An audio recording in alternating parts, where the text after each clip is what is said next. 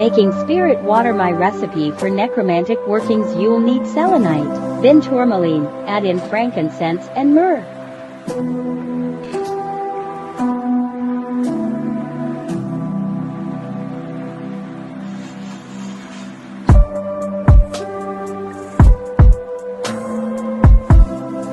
A coffin nail, and then a bone. Enchant it with death energies, and you're done.